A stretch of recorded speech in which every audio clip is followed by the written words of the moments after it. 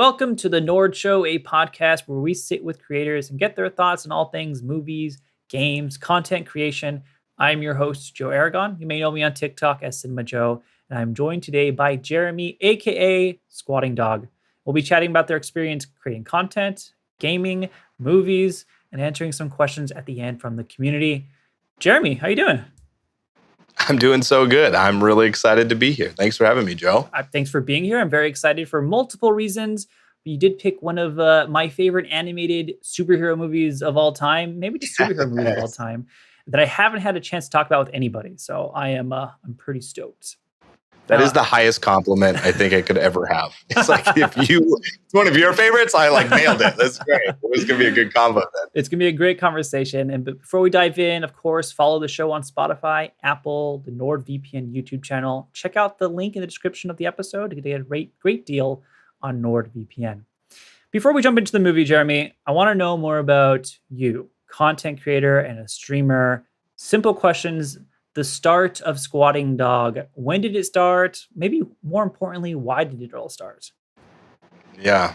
Well, it started with my screen name from it's from a classic film, Man of the House. Do you know this movie? Of course. Jonathan Taylor Thomas one? Chevy Chase is trying to win over his son, so he takes him to this name ceremony where they name each other. And Jonathan either says, hey, I can name you Squatingdog. He's like, why Squatingdog? He's like, well, I had a squirrel named Numbnuts. I just thought, as a junior high, I thought that was so funny, so I was like, okay, Squatingdog. So I put it in, AIM messaging at the time. Wow, and it's taken, of course, right? It's taken. So I had to drop a T. So it's technically spelt incorrectly, which I get a lot of flack for.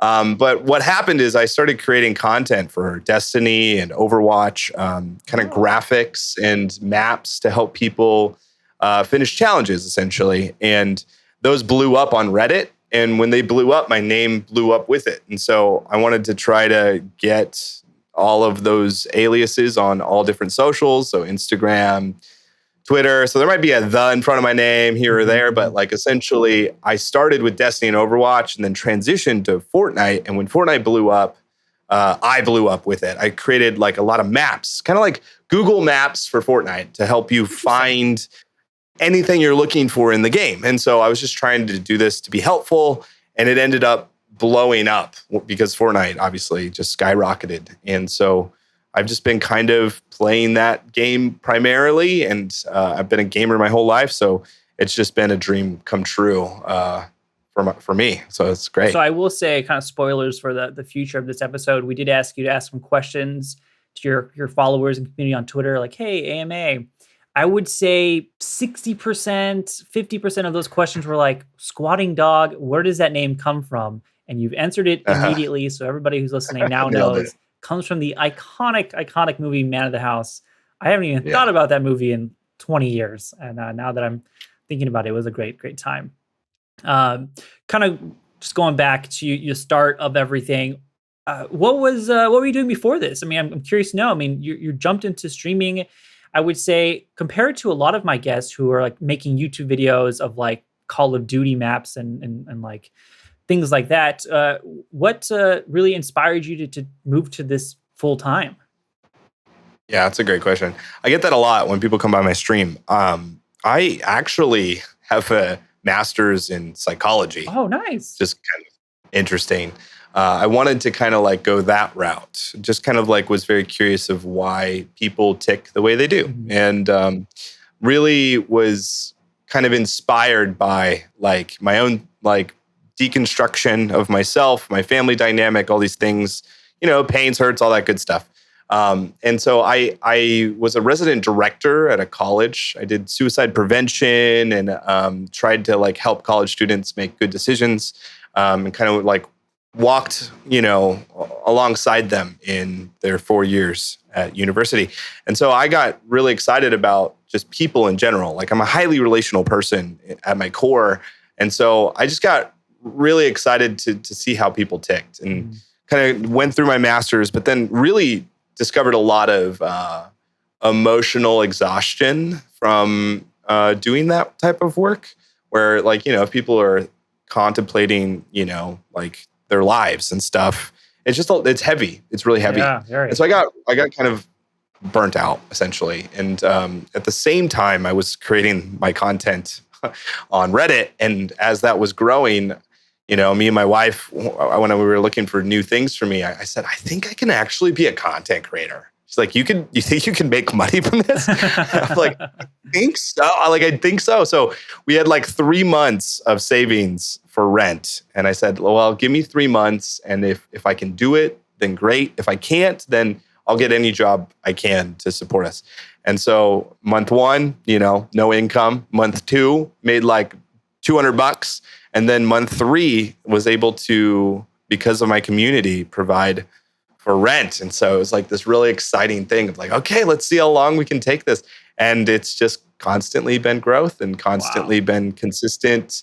Paying for rent. So I'm really, really grateful that I get to do some of my favorite things, which is like be interrelational, build a positive environment, an inclusive environment for my following, and then also, just get to be a kid, essentially. Yeah, a very inspiring story, especially considering I think a lot of people, including, myself and just people, young people out there, want to pursue this career in content creation, but you've provided a very honest depiction of, it's a risk. It's a risk, right? I mean, those 3 months you gave yourself, I'm very happy to see it worked out for you, but for others, it might not. But I think that planning in advance is really crucial. Absolutely. Yeah, it's terrifying. I feel like there is risk involved in being a content creator. And even to this day, and you probably can advocate for this, is you might not know where income is coming from at any given month. Like it could be very different where your income comes from. And that's really scary. And if you don't have that type of flexibility, I don't think you're cut out for this type of position, because it doesn't just all happen at once. You could have a really off month, and you can have an off 6 months, and being able to figure out how to make it work is a struggle for most people. Yeah, really good point. Interestingly enough, like I said, I had a few guests who all say, I started my content career on YouTube. I made little shorts doing this, doing that. I made content here. You started on Reddit. Why Reddit over something like YouTube that's more traditional, that a lot of people maybe started first? Is there a reason why you gravitated there first?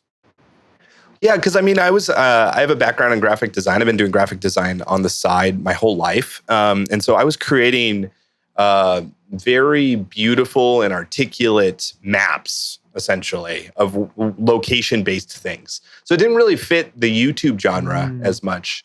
But it did fit like static images. So my Instagram, Twitter, and Reddit all kind of were growing at the same time. But Reddit, it really blew up because of the community aspect. Reddit is a dangerous social media. Dangerous in the sense of it's trial by fire. Yeah. You could post something there. You can come in as just this casual and be like, I have a funny clip. I'm going to post it here. And people can respond to it very poorly if you're not a part of that community. They're like, who are you? Who do you think you are? And it's tough. But I started building real relationship and helping people find these things all over the map to where it became relationship. And people vouched for me really hard on that platform rather than others. And so I feel honored that Reddit was kind of my upbringing, because it's scary. You have to create good content, and everyone will pick it apart piece by piece if it isn't perfect. And so I'm grateful for that, because I value high quality content. I value doing the best in whatever you're doing. And so it kind of was the catalyst for creating that type of material. That makes complete sense. You're a little bit of a Renaissance man, graphic artist, psychology degree, and gamer. There's are you secretly a football player too? What else? I wish. Yeah, I wish. I wish I had some other skill like jujitsu or something, but I don't. It's not too late to learn. A few more years. Well, you've done it, like I said, an amazing job building and fostering this amazing community. What is one of your favorite things about this community that you've helped build? Yeah, so I have some specific values that I think are kind of counterintuitive to internet culture. I feel like it's very easy for people to get toxic on the internet. It's really easy to hide behind like a screen name and say things that you might not mean, or stuff that you really mean, but you can pivot because it's not like you're saying that to a person face to face. And so it can create some really toxic environments. And so I wanted to create a community with the values of like inclusivity, positivity, and generosity. And those are a little bit harder to build because you have to push against toxic behavior, and like creating a safe space on the internet can be hard the more people that are involved. And so I was just tired of like toxicity being rewarded on the internet. And I wanted to empower those who are being themselves. And so that's kind of like how I entered the space, which is slow to grow, I have found, but is really profound when you are building relationships that matter alongside others. And so I'm pretty proud to say that my community fosters those things and have kind of taken those things to whole nother levels, both in being generous to me and supporting me in various endeavors, but also like are being super inclusive to others. And so I'm pretty proud of that. And I want to try to influence as much of the internet as humanly possible in the time that I'm given. Yeah, and as you should be proud. And you know, as somebody who has not really been experienced in your content, I can use me as like a voucher, as a testament. I went on his Twitter, checked the questions, you know, because Squatingdog went on there and said, hey, community, ask me some questions. And I went to check to see no one's like spewing any hatred or toxicity. They're all asking him, you know, what kind of bagels he likes. And that's the kind of questions that they want to, you know, answered on this podcast. And that to me is just more living proof that your community has a really great heart, because there is no one just being, you know, really terrible on there. So that is a good proof. What is your favorite bagel, by the way? I'm sure that person wants to know. Now I want to know. Yeah, everything bagel. It's got to have, you know, like, have you ever had cream cheese and like eggs, bacon, and like avocado before all on one bagel? Oh, yeah, of course. Yeah, that's the best bagel, in my opinion. It's just like the cream cheese combo with like all of that stuff is like so delicious. But everything bagel through and through. Everything bagel through and through. Perfect. That person will be very happy to hear everything bagel's the answer. Well, this podcast and this episode is dedicated to you, but also movies. And when I sent you an email saying, hey, Jeremy, pick a movie, any movie, let's talk about it, I usually leave it kind of open for the guests to talk about. And I always expect something a little bit more mainstream. And while you did pick something mainstream, I was right. Batman, The Dark Knight, you know, you did pick Spider-Man, but you pivoted and chose probably the best of them all, Spider-Man Into the SpiderVerse. Why that one over everything else in the world? Oh, man.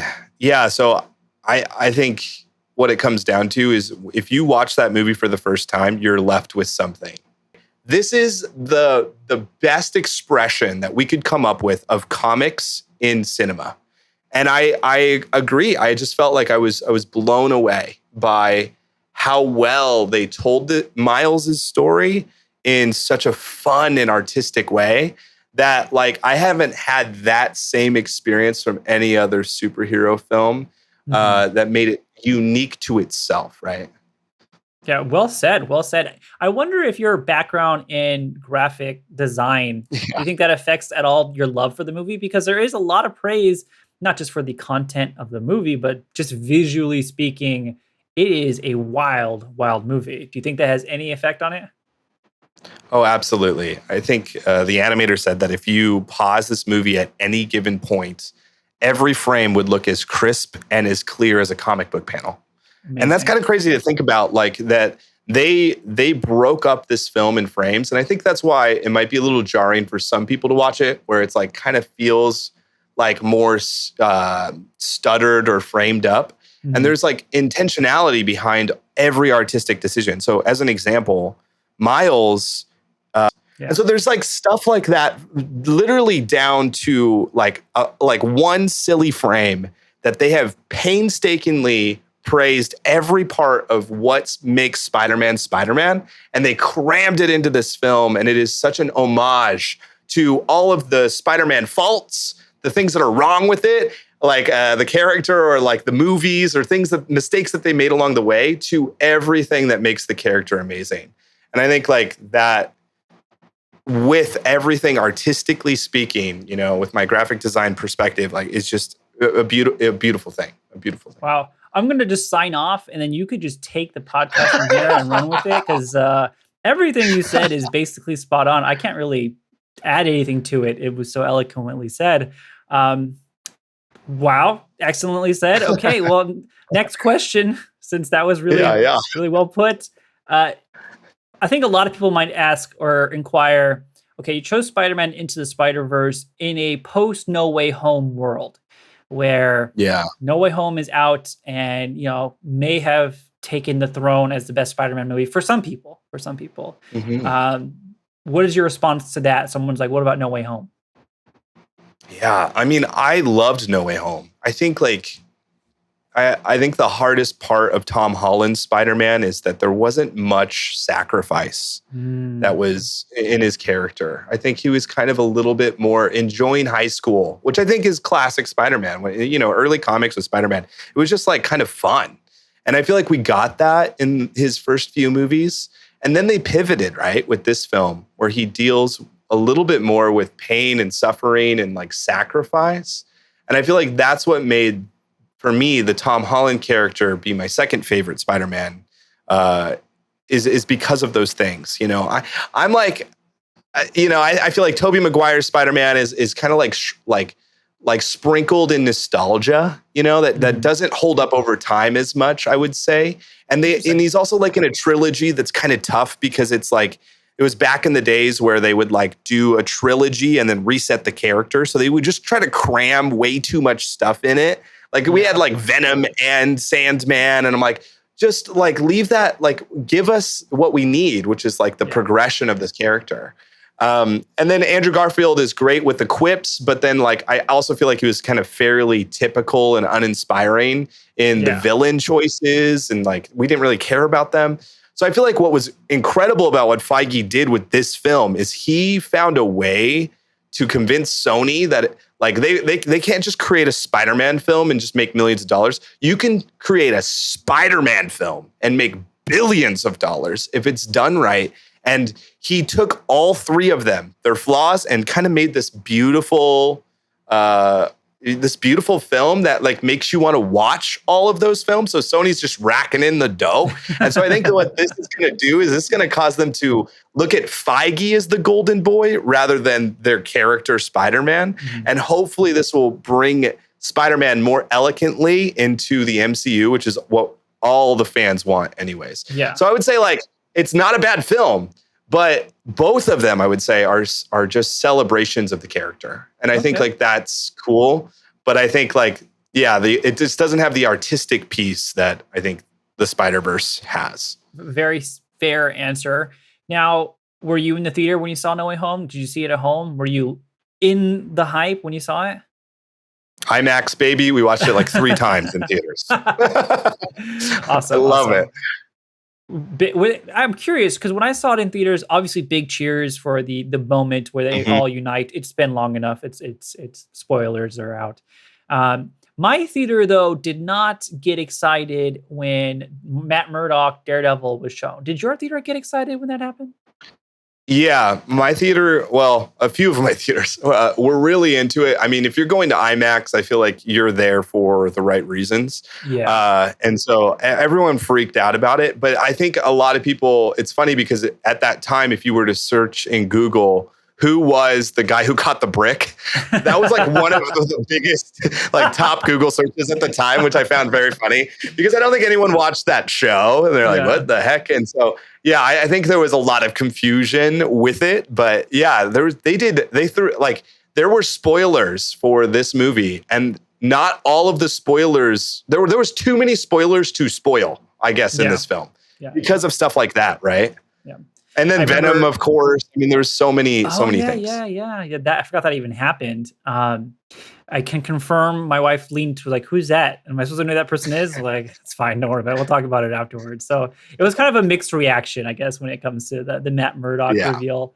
How involved are you in the whole Spider-Man universe beyond the Feige productions? Are we talking like, have you seen Venom 1, 2? Have you seen Yeah. Morbius?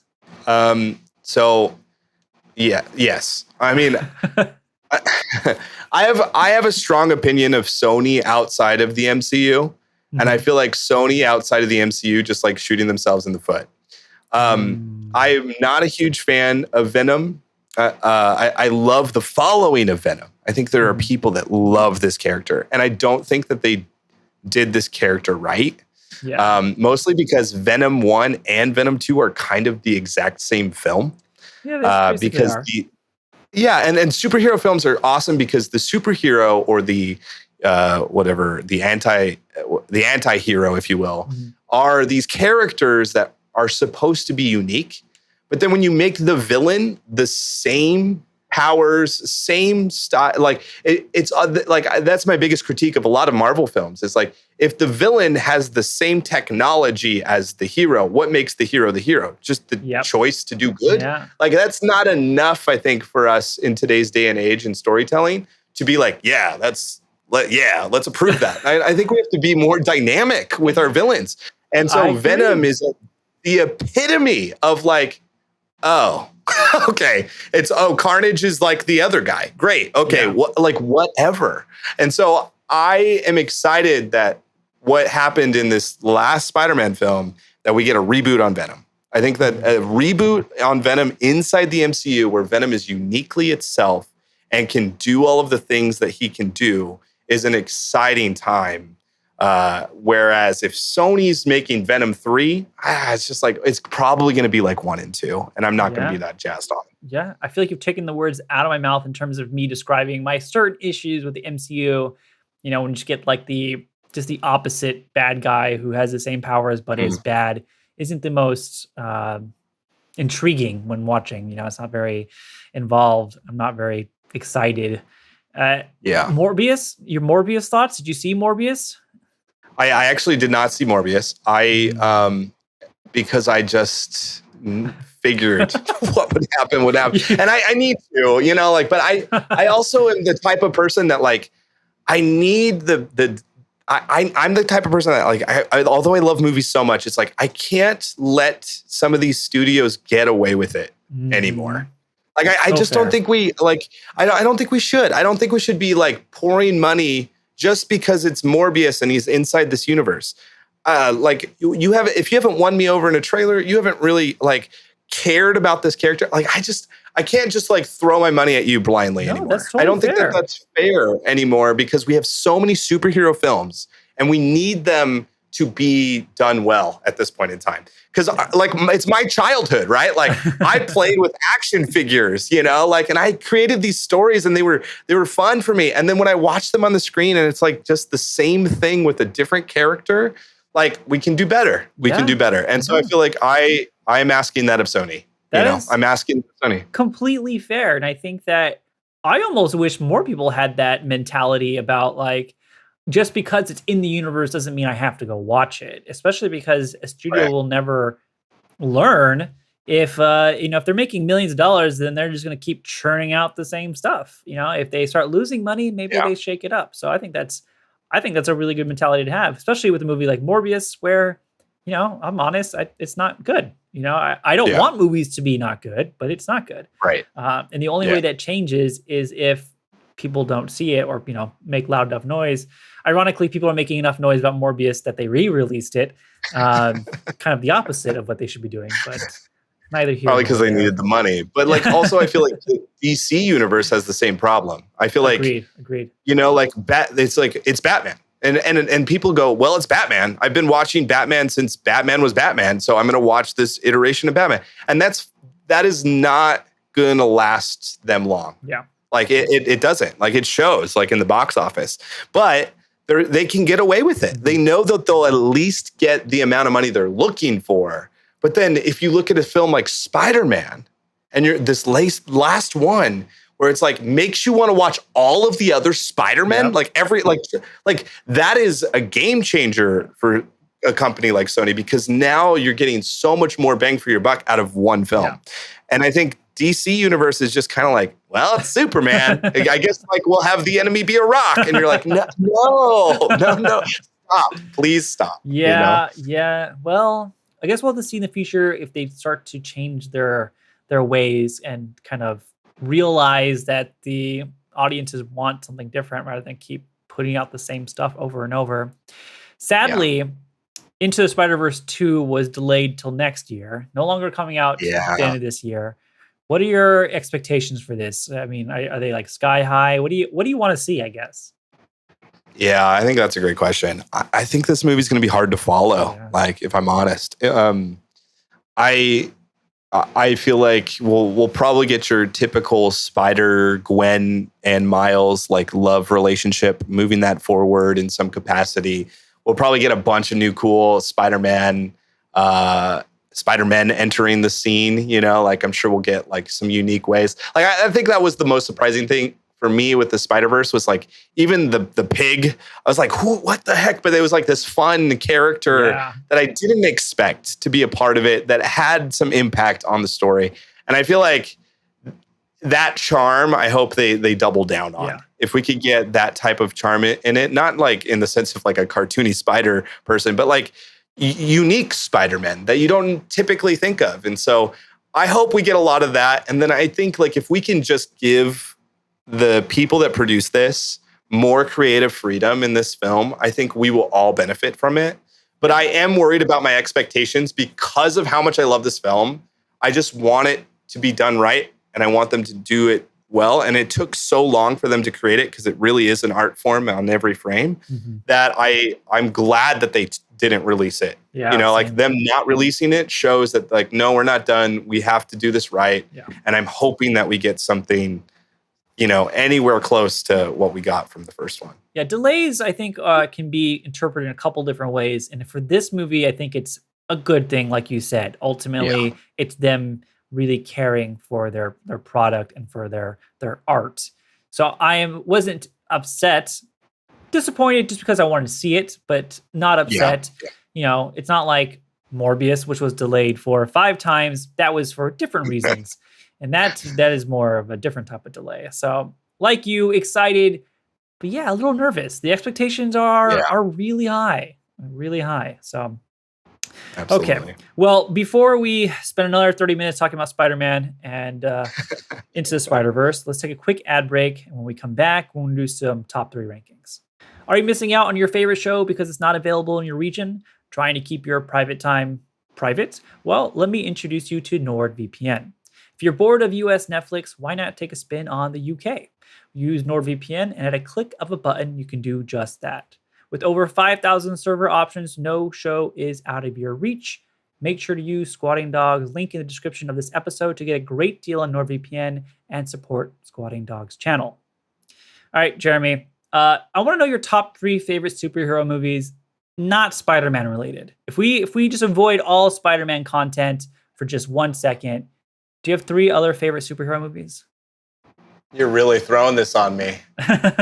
Oh man. Okay. I think we're gonna have to go with Guardians of the Galaxy being up there. I'm not sure if top 3, but like okay, it's up there. That was such a surprise for me. I mean, if you remember sitting in theaters where there was like a gamble for Marvel to go into space. We had just seen Earth pretty much, or like the attack on Earth. And I was so impressed with how well they created universes that didn't look like Earth in that film. And the characters were a surprise to me. And I never read any of the Guardians of the Galaxy comics, so I had no context for these characters. So I really had a lot of fun with that film. And then I mean, it's just like so hard to not talk about Endgame. Like those 2 films kind of bookmarking the end of a massive story where we went from just seeing a purple head to knowing what Thanos was about to caring about Thanos and having a cult following that thinks Thanos was right. Like where we have these like theories on how life should be lived, kind of combating how our heroes are dealing with them and them all having differing ideas is absolutely fantastic. And so Yeah. I think Yeah. those two movies and what they've done for the MCU, like, is just like, I can't believe they did it. Like, I can't Yeah. believe I watched that film and was like, wow, what a incredible story of Tony Stark. What an incredible like journey we've seen him go on. Yeah. Like from the first movie where, you know, like he's so cocky and he's so into himself to sacrificing literally his life. I think that is such a beautiful story that we get trinkles of throughout the entire thing. So I think like Iron Man, probably Guardians, and then also, yeah, the end game and all of that. You didn't choose Ben Affleck's Daredevil? Not a big fan of Daredevil? Yeah, I did not pick that strategically yet. That and of Miss Marvel. Or what is it? Captain Marvel. Captain Marvel on the lower end? Not have, yeah. Okay. Outside the MCU, you ever care for the X-Men movies when they were coming out? Or I guess a lot of DC stuff has been pretty hit or miss, but I don't know how you felt about like the Batman or the most recent Suicide Squad. Yeah.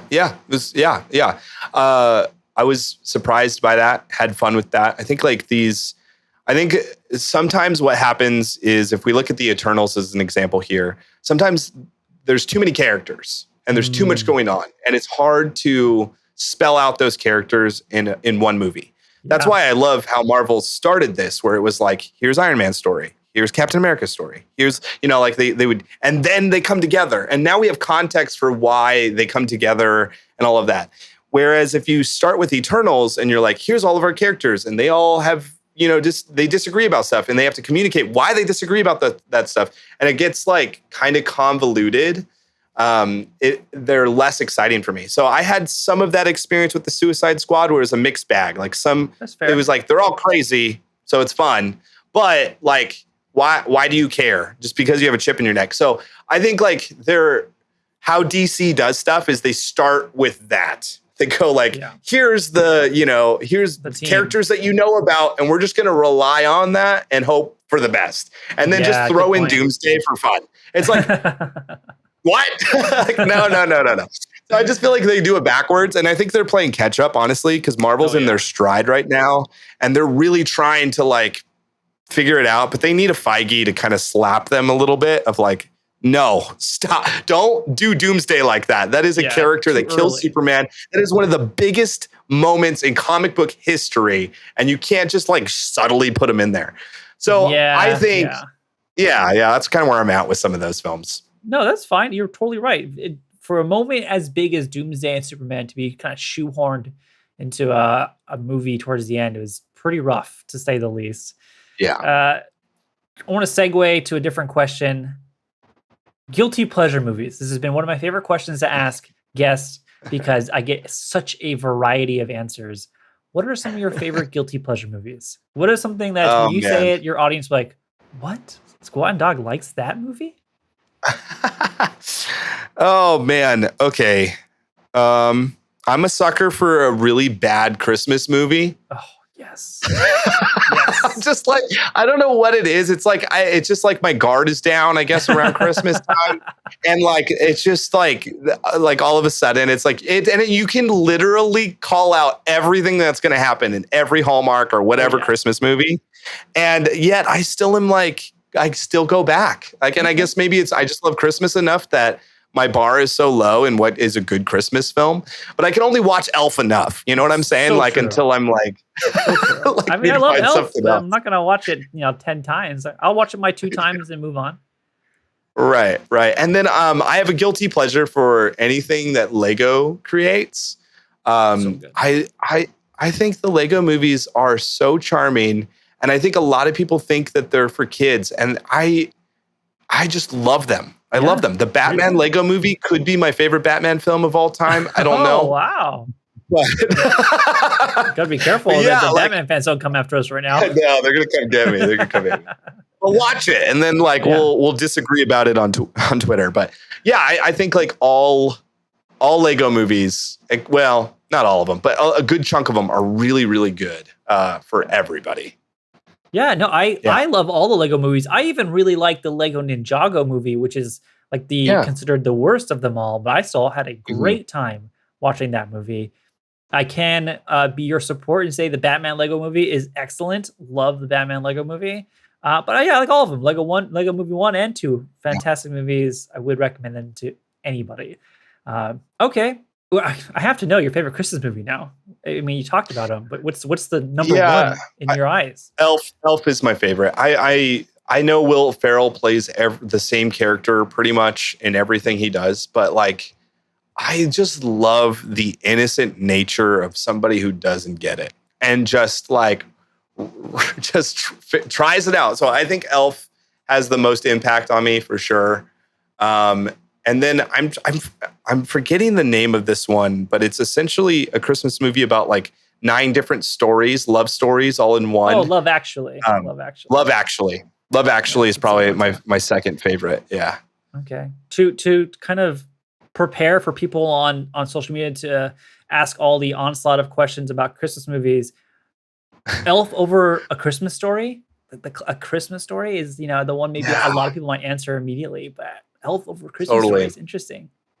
I just think like when it comes to movies, nostalgia plays such a heavy influence on our experience, and I think a lot of people don't take that into consideration. We get defensive and we're like, no, it's the best movie in the world. And it's like, movies have meaning to people.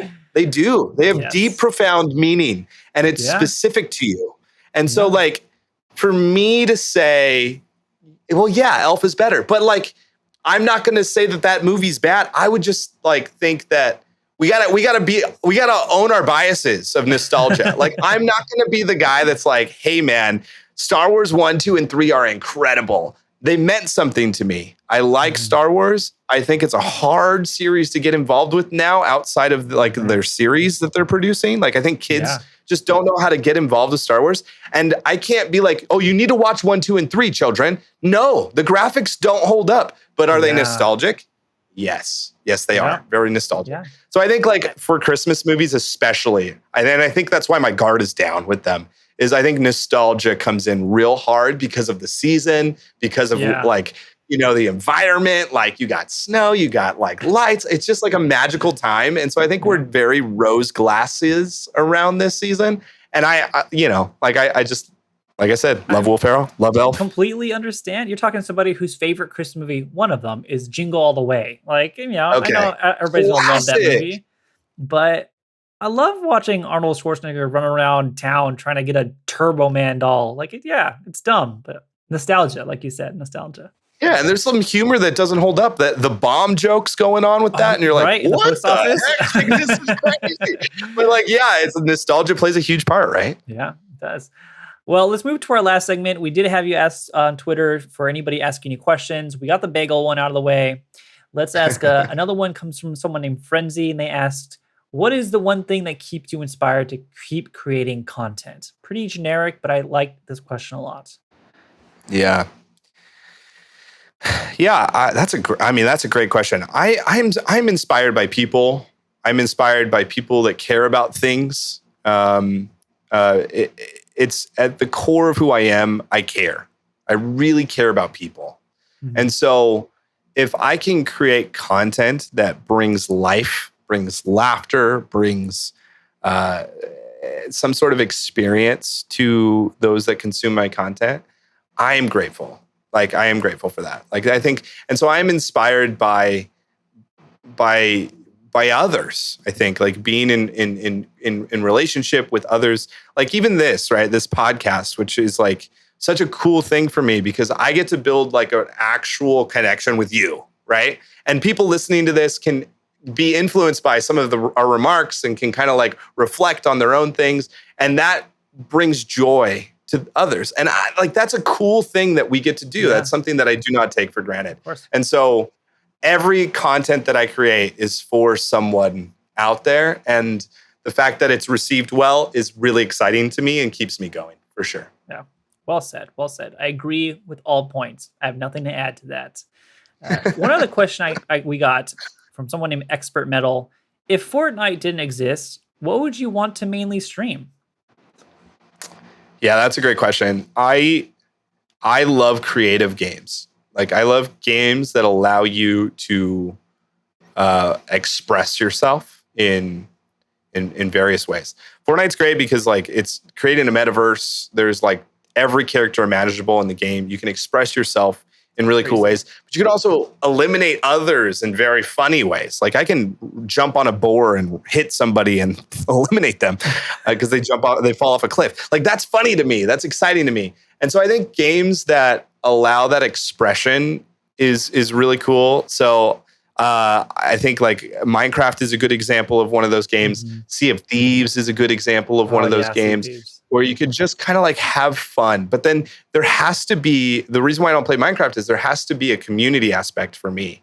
Like if I'm not a part of a bigger community, like I'm less inclined. So like Destiny is a great example. Destiny 2 right now has a very incredible community of people that love that game. Overwatch has like very committed people to that game, maybe a little too committed. But I think like team-based, working together, everybody has a role. Those types of games are really fun. And Battlefield, I think, is another one that I really enjoy because of this class role system in place. So I think any of those games I probably would have gotten to. Do I think I'd be as successful? I don't know. I think that's the hard part. I don't know if I would. Yeah. Because Fortnite has an infrastructure that has helped support me. You know, like I have a supporter creator code, and people that use that code actually financially help me create content. And so if that wasn't a piece in what I get to do, I don't know if I would be able to continue doing what I love to do. I might have to do it on the side, which would have less content to consume for people. Very fair. Very fair. All right. Well, Jeremy, we've reached the end of our episode. Sadly, we could ask 30 more questions and talk about a number of things, but unfortunately, we have to come to an end. I had a great time talking with you. Thank you so much for being on the show. Really appreciate it. Hope you had a good time. We'll make sure to link all of your information in the description of the episode. And of course, follow the show on Spotify, Apple, and YouTube. Squatingdog, man of the house. Yeah. Thank you for being on. Appreciate it, man. Yeah, of course. Dude, this was so much fun. You are awesome. Your TikToks are amazing. I'm just so proud that I picked SpiderVerse and you loved it as your favorite. I'm like, yes, that's a win for me. Thank you for having me, man. Excellent movie taste in my book. So thank you for being on. And everybody who's been watching and listening, thank you for listening. And we'll see you guys next week.